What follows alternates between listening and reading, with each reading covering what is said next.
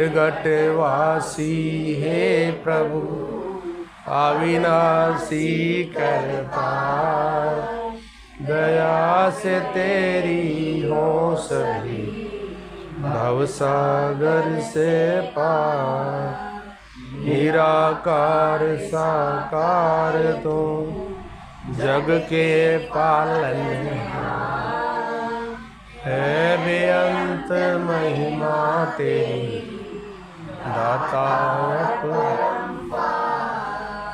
परम पिता परमात्मा सब तेरी संतान। भला करो सबका प्रभु सबका हो कल्याण।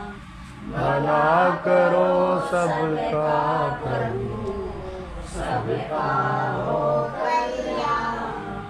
श्री संपूर्ण हरदेव वाणी एक तू ही निरंकार। ज्ञान लेकर ज्ञान का है जिसने न उपयोग किया।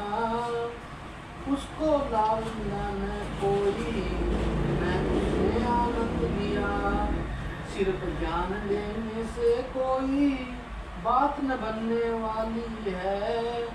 बिना कर्म के सभी जिंदगी नहीं संवरने वाली है।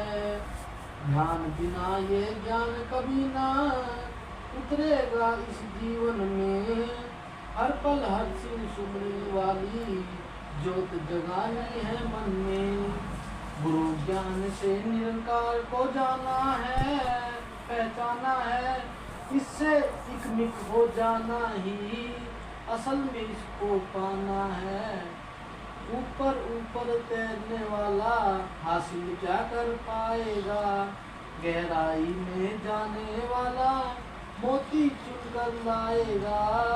मुक्ति का हकदार वही है ज्ञान को जो जन जीता है। कहे हर देव इसको तज कर नाम का अमृत पीता है। एक तू ही निरंकार ज्ञान देकर ज्ञान का है। इसने न उपयोग किया उसको नाम मिला न कोई न उसने। परम सत्कार योग प्यारी साध संगत जी प्यार से कहना सतगुरु माता जी के चरणों का ध्यान धर के बोलना। बोलिए सतगुरु माता जी महाराज की। और सत्संग जी आज यहाँ हैबतपुर में आप सभी के दर्शन करके बहुत खुशी हो रही है। और सत्संगत यहाँ पर जितने भी महात्माओं को समय दिया गया सभी ने एक बात के ऊपर जोर दिया है कि भक्ति कोई दुनियावी चीज़ों के साथ जुड़ी हुई कोई शर्त नहीं है। इंसान भक्ति में शर्त रख देता है कि मेरा मकान बन जाए, मुझे नौकरी मिल जाए, मुझे औलाद मिल जाए। अगर ये सब पूरा होता है तो इंसान कहता है कि हाँ जी बहुत बढ़िया जगह लगाऊँ मैं। अगर पूरा ना हो तो फिर उसको पीछे छोड़ देता है, फिर उसका विश्वास डोल जाता है। तो यहाँ पर जितने महात्माओं को समय दिया गया सब ने एक ईश्वर परमात्मा के साथ मन का नाता जोड़ के जीवन जीने की प्रेरणा दी है। यहाँ पर कोई दुनियावी लोभ लालच नहीं दी गई। और सत्संगत महात्मा कहते हैं कि ज्ञान लेकर ज्ञान का जिसने ना उपयोग किया। ज्ञान का मतलब होता है जानकारी। अब ज्ञान रोटी पकाने का ज्ञान है, मुझे खेती का ज्ञान है, यानी कि जिसको जानकारी है काम करने का कोई भी जानकारी। अब ये मास्टर जी बैठे हैं इनको पढ़ाने का ज्ञान है। ये बहनें बैठी है ये खाना बना लेते हैं बहुत अच्छा, इनको खाना बनाने का ज्ञान है। तो यहाँ जो बताया गया है ज्ञान किस चीज़ का? ज्ञान परमात्मा का।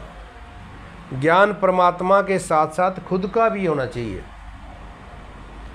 क्योंकि जब तक खुद का ज्ञान नहीं है तो बात नहीं बनेगी।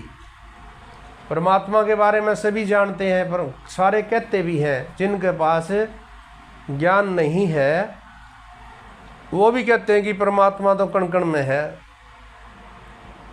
परमात्मा तो सर्वव्यापक है, तेरे मेरे बीच में भगवान है, कहते हैं ना। लेकिन उनको पता नहीं है परमात्मा का, उनको ज्ञान नहीं है, वो सिर्फ सुनी सुनाई कह रहे हैं। हमारे जीवन में भी ऐसा ही था। हम भी जिंदगी में जब देखा हमने हमारे परिवार में, भाई गुरुद्वारे में जाते थे तो गुरुद्वारे में चले जाते थे, फिर दूसरी जगह चले गए, वो गांव छोड़ के दूसरे गांव में रहने लगे तो वहाँ गुरुद्वारा नहीं था तो मंदिर में जाने लग गए हम। फिर माता को मानने लगे, हनुमान जी को मानने लगे, भगवान शंकर को मानने लगे, पता कुछ नहीं था।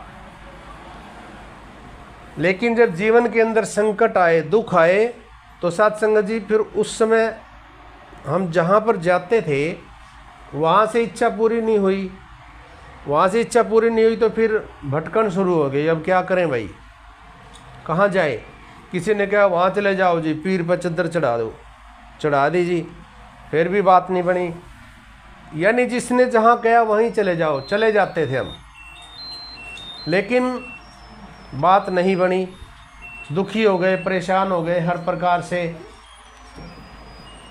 तो साथ संगत जी किसी ने कहा कि निरंकारी सत्संग में चले जाओ, आपको लाभ मिलेगा। प्यार से कहना। निरंकारी सत्संग में आ गए तो साथ संगत जी 1994 की बात है ये। आज क्या है 2025, यानी लगभग 31 साल हो गए। साथ संगत जी इसके दर पे आने के बाद संकट भी खत्म, दुख भी खत्म, परेशानियां भी खत्म। तो दास ने एक चीज़, एक निष्कर्ष निकाला कि मनुष्य जन्म मिला है तो दुख क्यों आते हैं? दुख इसलिए आते हैं कि हम परमात्मा को जान लें। यानी कि जब तक परमात्मा की जानकारी नहीं है तो दुख आएंगे। और ये बात भगवान श्री कृष्ण जी ने भी कही है। क्या कहा है? कहते हैं कि मैं अपने भगत का इस प्रकार से पहरा देता हूँ जिस प्रकार चौकीदार मालिक का। अब भगत तो सारे हैं, चोर भी भगत है, डाकू भी भगत है। एक डाकू डाका डालने के लिए जब जाता है, हम देखते हैं फिल्मों में, वो भी एक देवी की या कोई मूर्ति को प्रार्थना करके जाता है कि मुझे सफलता मिले। भगत तो वो भी है ना, लेकिन बात है मैं अपने भगत का। अपना कौन है?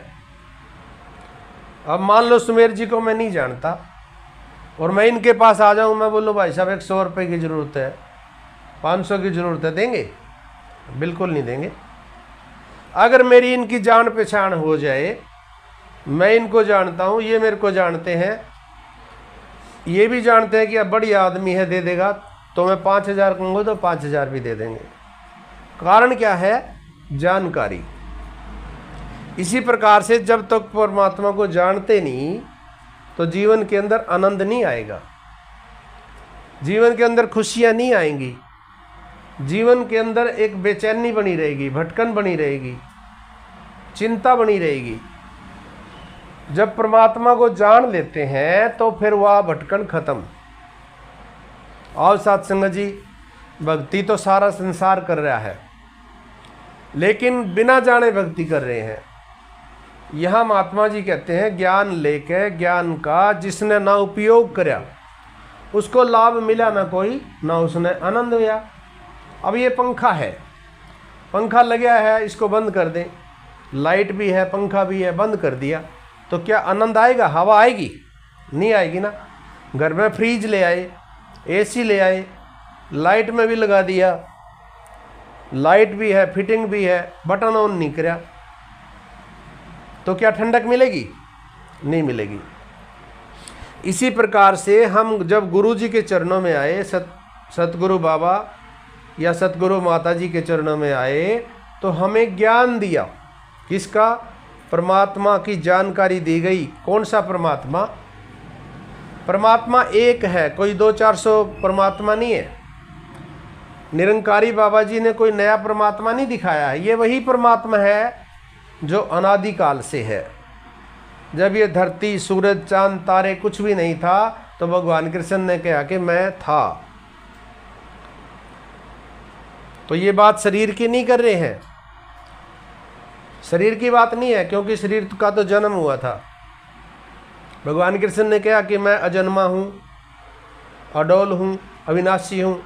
तो जन्म हुआ था शरीर का, उसकी बात नहीं की जा रही है, वो इसी की बात कर रहे हैं। जब भगवान कृष्ण ने अर्जुन को ज्ञान दिया, कुरुक्षेत्र कोई दूर नहीं है, हमारे हरियाणा में है, वहाँ पे ज्ञान दिया तो सत्संग जी इतनी जल्दी से समझ में नहीं आया।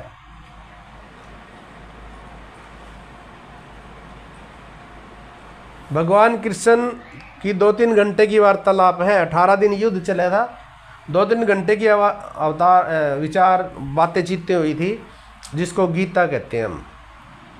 भगवान कृष्ण ने कहा कि मैं उत्पन्न के साथ उत्पन्न नहीं होता, यानी कि ये परमात्मा पैदा नहीं होता, प्रलय के साथ प्रलय नहीं होता, यानी मरता भी नहीं है, अखंड है। अखंड का मतलब इसको अलग नहीं, काटा नहीं जा सकता। अखंड मतलब टुकड़े नहीं करे सकते इसके। अनंत है, यानी कहाँ से शुरू हो रहा है, कहाँ पे ख़त्म हो रहा है, इसका कोई अंत नहीं है। कोई जान नहीं पाया आज तक कि भाई परमात्मा कहाँ पे ख़त्म होता है, कहाँ से शुरू हो रहा है।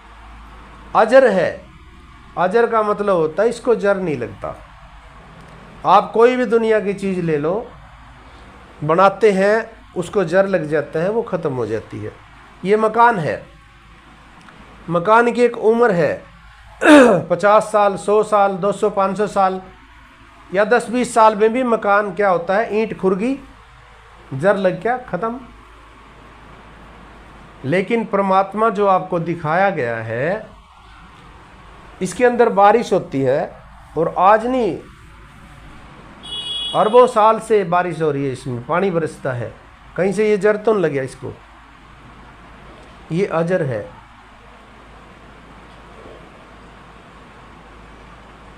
प्रलय के साथ प्रलय नहीं होता, उत्पन्न के साथ उत्पन्न नहीं होता, अजर है, अमर है, अडोल है, अविनाशी है। अडोल यानी हिलता जुलता नहीं है, डोलता नहीं, हिलता जुलता नहीं है। अविनाशी यानी इसका नाश नहीं होता, ये हमेशा रहता है। सूक्ष्म इतना है कि बारीक इतना है, सूक्ष्म इतना है कि हृदय की धड़कन के नज़दीक है, और विशाल इतना है कि जहाँ तक मन जाता है उससे भी परे मौजूद है। यानी बड़ा इतना है कि सारी दुनिया, भगवान कृष्ण ने क्या है ना, भगवान कृष्ण ने क्या है कि सारी दुनिया मुझ में है। ये नदियाँ, ये नाले, ये पर्वत, ये पहाड़, ये सूरज, ये चांद, ये धरती, ये सितारे, सब कुछ मेरे अंदर है, और मैं इन सब में हूँ। इन सब में होते हुए भी इन सब से अलग हूँ। मेरा असल स्वरूप निराकार का है। आओ सत्संगत विचार करें, हमें वो परमात्मा मिला है जो भगवान श्री कृष्ण ने अर्जुन को दिखाया था, भगवान राम को वशिष्ठ जी ने दिखाया, भगवान कृष्ण को संदीपन ऋषि ने दिखाया, गुरु नानक देव जी को नानक नाम रैन से पायो।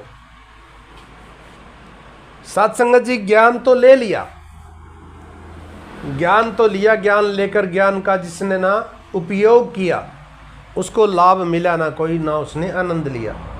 ज्ञान तो हमने ले लिया, भाई ये परमात्मा है, लेकिन क्या विश्वास है? विचार करना है कि क्या विश्वास है।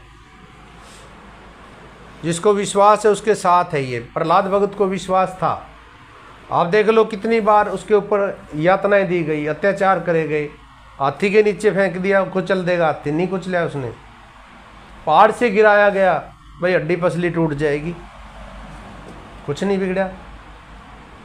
तो बात विश्वास की है। अगर विश्वास है तो ठीक है, नहीं तो फिर सत्संग जी, महात्मा कहते हैं सत्संग करो लगातार। ज्ञान के बाद हमें गुरुजी ने क्या कहा कि लगातार सत्संग करना है, सेवा करनी है, सुमरन करना है।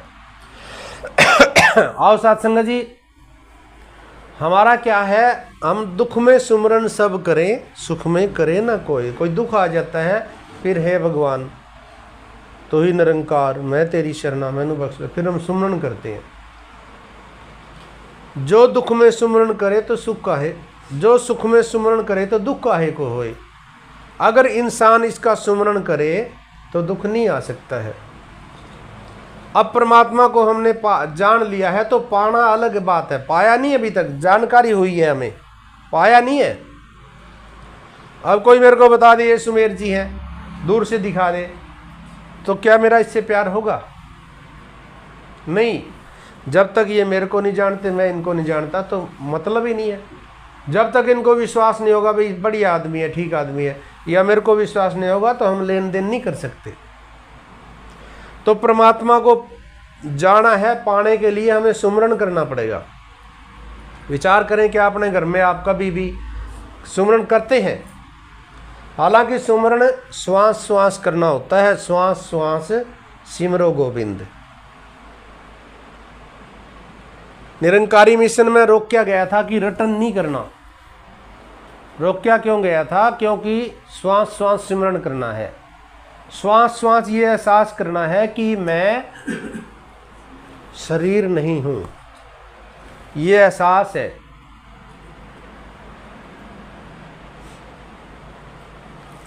मेरे इस शरीर से कोई ऐसा कर्म ना हो जाए कि मैं मूल से वंचित हो जाऊं। बचना है हर बुराई से। असल सुमरन तो ये है। दूसरा, अगर दूसरी तरफ से सोचें तो परमात्मा तो कण कण में है, इसको याद रखना, इसके भय में। हालांकि भय की जरूरत नहीं है। मतलब क्या है कि जब तक मालिक सिर पे है, मकान का मालिक जब घर पे है, तो चोर की हिम्मत नहीं होती ना चोरी कर ले। तो इसका एहसास ही भक्ति है, और उसके लिए हमें लगातार सत्संग करना पड़ेगा। सत्संग का मतलब ये नहीं है कि हम भवन पे चले गए या 10 20 50 लोग बैठे हैं तो सत्संग है। सत्संग का मतलब है सत्य परमात्मा को कहते हैं संग साथ रखना। हालांकि इसका मतलब ये नहीं है कि हम भवन पे जाना छोड़ दें, नहीं, वहाँ जाना है, क्योंकि वहाँ समूह में संगत होती है। वहाँ महात्माओं की जिस तरह सूरज की किरणें होती हैं, इसी तरह भक्ति की किरणें निकलती हैं, वो एक दूसरे के अंदर आदान प्रदान होती है। इसलिए ग्रुप में जरूरी है संगत करना। बाई चांस संगत ग्रुप में नहीं कर पाते हैं, कोई मजबूरी है, तो फिर इसको हर समय याद रखना ही सत्संग है। तो यहाँ पर यही कहते हैं, ज्ञान लेकर ज्ञान का जिसने ना उपयोग किया उसको लाभ मिला ना कोई, ना उसने आनंद लिया। जी, सिर्फ ज्ञान लेने से कोई बात न बनने वाली है, बिना कर्म के कभी जिंदगी नहीं संवरने वाली है। कर्म करना पड़ेगा। ज्ञान तो ले लिया, इस्तेमाल नहीं किया, तो कर्म क्या करना है। एक छोटी सी कहानी सुनेंगे। एक बार एक राजा जंगल में चला गया, बहुत दूर चला गया। उसने क्या देखा, एक इंसान भक्ति कर रहा है, सुमरन कर रहा है। वो राजा बैठ जाता है। जब उस इंसान ने आंखें खोली, उस महात्मा ने आंखें खोली, राजा ने नमस्कार किया और पूछा कि आप क्या कर रहे हो। वो इंसान कहता है कि मैं परमात्मा की साधना कर रहा हूँ, यानी कि मैं आत्मा को परमात्मा बनाने के लिए साधना कर रहा हूँ। राजा ने कहा कितने समय से कर रहे हो? कहते हैं 50 वर्ष हो गए। अच्छा जी, तो कुछ फर्क हुआ? कहता है मेरे गुरु ने एक डंडा दिया था और कहा था कि इसको ज़मीन में गाड़ दे, जब इसके ऊपर कोपले आ जाएंगी, यानी अंकुरित हो जाएगा ये, तो तेरी साधना सफल हो जाएगी, ये समझ लेना। तो राजा ने कहा कि क्या कोई फर्क, तब्दीली आई इस पे, कोपले आई? कहता है एक अंकुर फूटा अभी तक। अच्छा जी, कमाल है। राजा कहता है तो फिर ये मैं भी कर सकता हूँ साधना? कहता हाँ कर सकते हो, लेकिन डंडा तो नहीं है आपके पास, गुरु का डंडा। तो उस महात्मा ने कहा आप अपना जो हथियार है, वो उसके पास जो भी था, बंदूक थी, तलवार था, जो भी था, कहता ये ज़मीन में गाड़ दो, इसमें कोपले आ जाएंगी तो आपकी भक्ति सफल है। अब राजा थोड़ी सी दूरी पे जाके एक अपनी बना लेता है वो कुटिया और साधना करने लग जाता है, शुरू कर देता है। कुदरत का ऐसा खेल हुआ कि उसी रात बहुत ज़्यादा तेज आंधी तूफान आया। एक परिवार बच्चों के साथ, जो महात्मा 50 साल से तपस्या कर रहे थे, उसका द्वार खटखटाते हैं। वो महात्मा दरवाज़ा खोलते हैं और पूछते हैं हाँ जी। वो इंसान कहता है महाराज हम बरसात में परेशान हैं, आंधी तूफान चल रहा है, हमें सहारे की ज़रूरत है, कृपा करो हमें सहारा दो। वो जो महात्मा वो कहता है आप कितने स्वार्थी हो, छोटी सी बात के लिए आपने मेरी साधना को भंग कर दिया है, चलो सारी उम्र भटकते रहो। अब वो इंसान वहाँ से चल पड़ा और थोड़ा सा आगे जाते ही उस कुटिया, दूसरी कुटिया जो थी, जो राजा की कुटिया थी, साधना कर रहा था, वो द्वार खटखटाया। राजा ने द्वार खोल दिया और पूछा कि बताइए वही बात करी कि महाराज तूफान बहुत ज़्यादा है, हमें सहारे की ज़रूरत है, कृपा करो। राजा ने कहा, सोचा मन में, भाई साधना तो मैं बाद में भी कर लूँगा, आज इसको ज़रूरत है, क्यों ना इसकी मैं मदद करूँ। उसने कहा आ जाओ महाराज। वो बच्चों समेत परिवार समेत अंदर बैठ गया। जब आंधी तो उसने राजा ने सेवा की, जो भी था उसके पास जलपान दिया। उसके बाद जब वो तूफान थम गया तो राजा उसको सही रास्ते पे छोड़ के भी आए। और जब वापस छोड़ के आए तो क्या देखते हैं कि राजा का जो हथियार था उसमें कोपले फूट गई है, अंकुरित हो गया है वो। राजा ने कहा ये कैसे हुआ, भाई चमत्कार हो सकता है, आंधी तूफान की वजह से हो गया हो। फटाफट जाता है उस जो पहले सन्यासी जो 50 वर्षों से भक्ति कर रहा था, वहाँ जाके कहता है कि महाराज मेरे तो हथियार में कोपले फूट गई है। और वो जो 50 साल से भक्ति कर रहा था उसके एक अंकुरित हुआ था ना, एक कोपल थी पहले, वो भी मुरझा गई। तो कहने का भाव क्या है कि राजा ने तो सिर्फ एक दिन भी सुमरन नहीं किया, 1 घंटा भी, पूरा दिन भी नहीं किया, और उसके हथियार में अंकुरित हो गया। उसकी कोपलें फूट गई। और वो जो महात्मा था वो 50 वर्षों से साधना कर रहा था, उसकी अंकुरित क्यों नहीं हुई?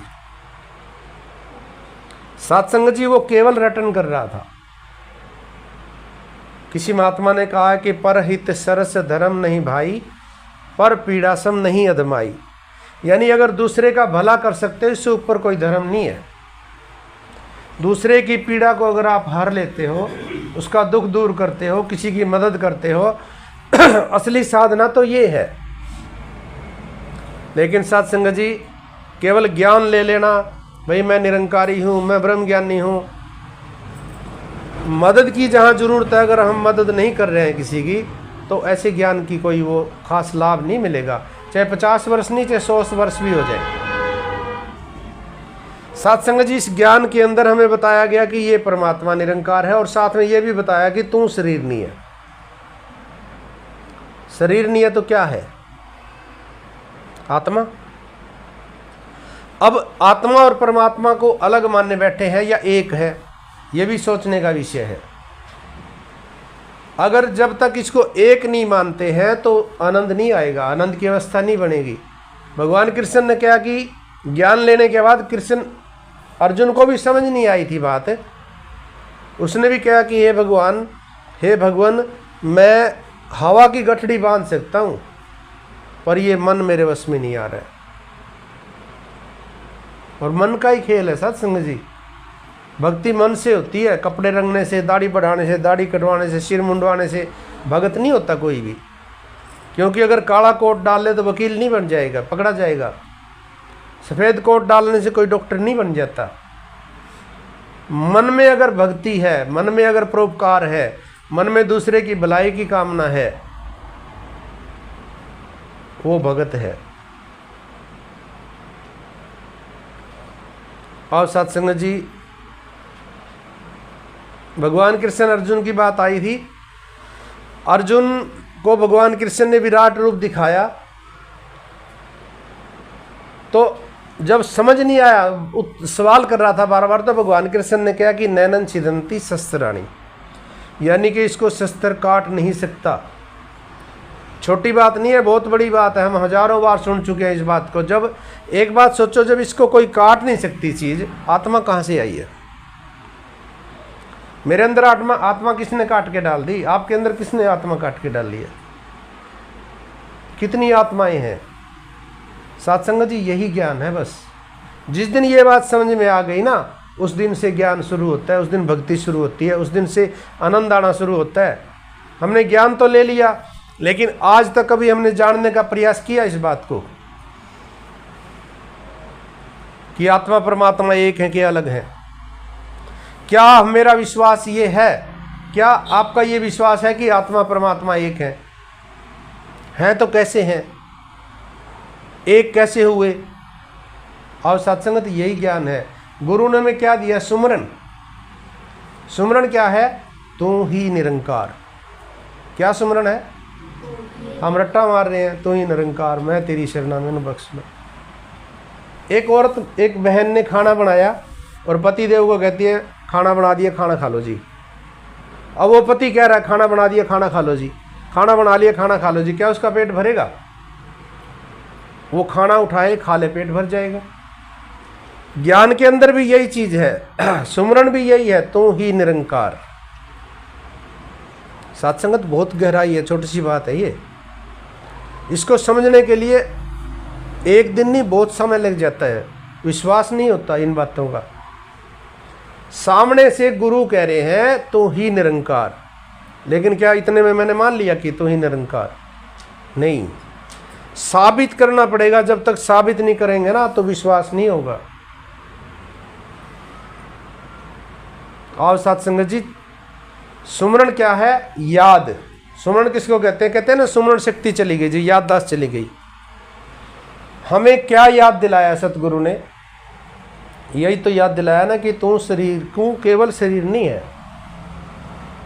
शरीर नहीं है तो क्या है? आत्मा। ये बात तो पहले भी कह रहे थे, ज्ञान से पहले।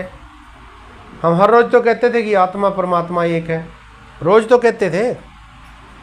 तन मन धन सब तेरा, तेरा तुझको सौंपत क्या लागे है मेरा, रोज पढ़ते हैं आरती। लेकिन क्या सौंप दिया था?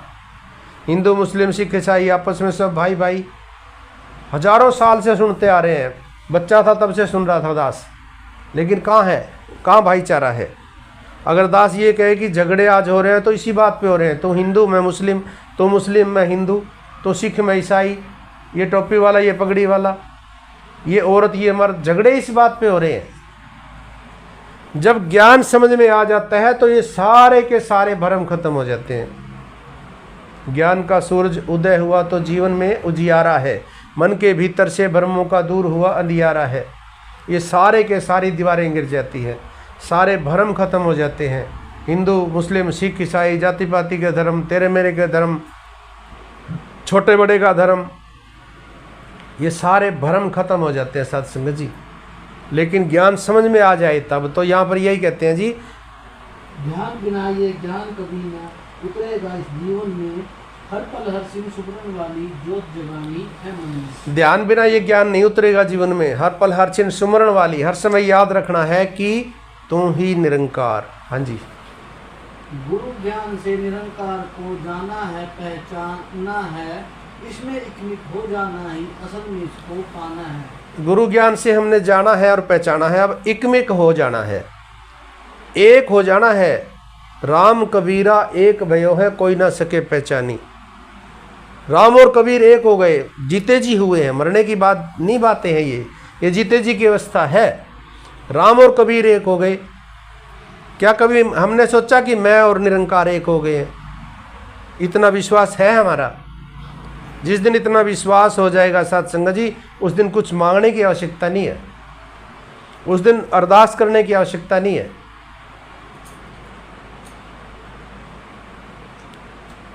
और सत्संगत कृपा करो, हमें सतगुरु ने बताया है, यही तो बताया है ना कि तू शरीर नहीं है।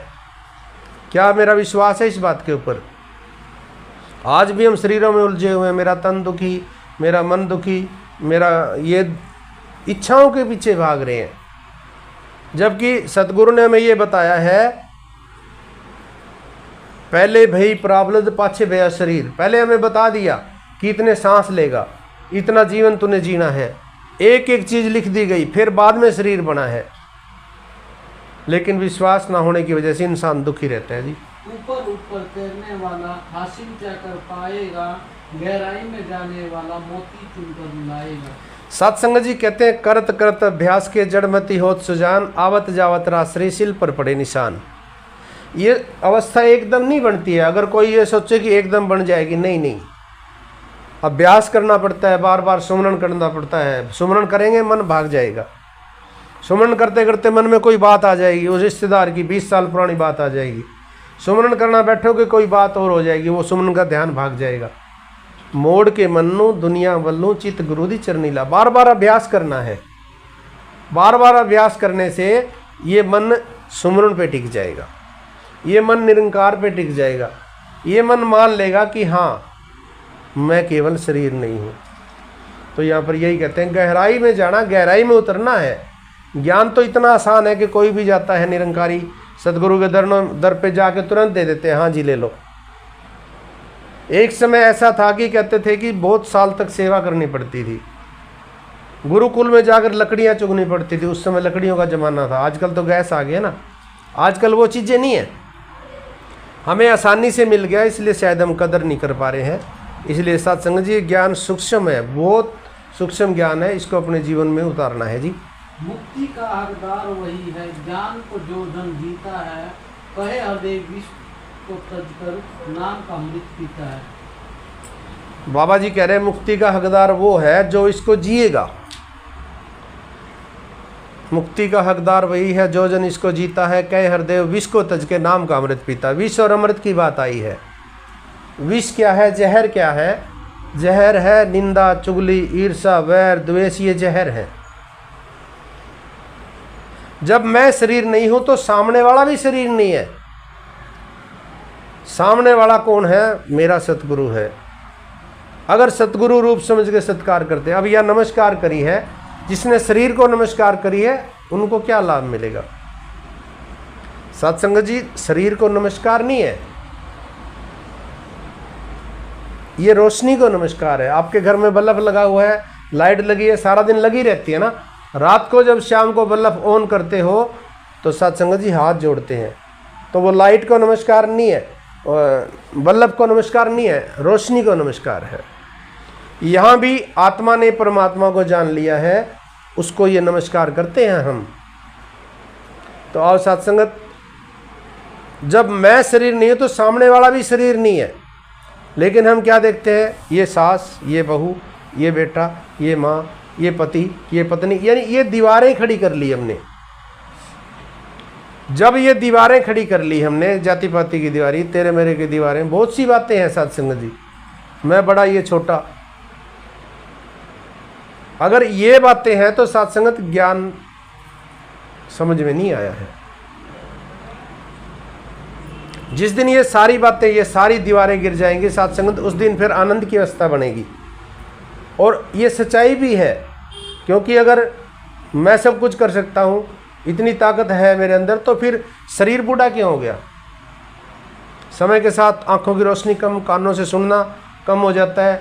इतना ताकतवर शरीर होता है, जो पहलवान है कहता है मैं 5 को उठा के ले जाऊं, थोड़ा सा बुखार आ जाए, कहाँ गई वो ताकत? कोई औकात नहीं है मेरी, इस शरीर की कोई औकात नहीं है। ये परमात्मा ने दिया है, ये उधार मिला है।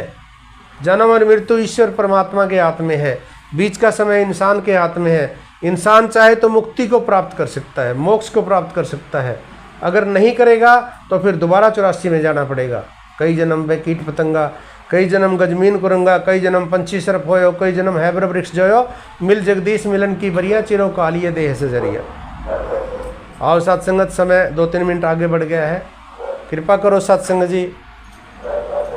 आज यहाँ पर महात्माओं ने ये सत्संग का आयोजन किया है, संतों महात्माओं को घर बुलाया है। दातार कृपा करो, आप संगत माँ हो, इनकी मनोकामना पूर्ण हो, जो सुखदाई हो, सारे सुख मिले, किसी को भी कोई कमी ना रहे। खुशी दे दो इतनी के गमी ना रहे। जितने भी भाई बहन पहुँचे हैं सभी के लिए अरदास है कि दातार सभी को तन मन धन के सुख नसीब करे, सभी भक्ति करते रहें, सभी सेवा सुमरन करते रहें, किसी को कोई किसी प्रकार की कमी ना रहे, सभी के घर खुशियाँ हों, सभी के घर बहारें हों। दास भी यही अरदास करता है, प्यार से कहना जी। धन्यवाद। तेरी ओट सहारा तेरा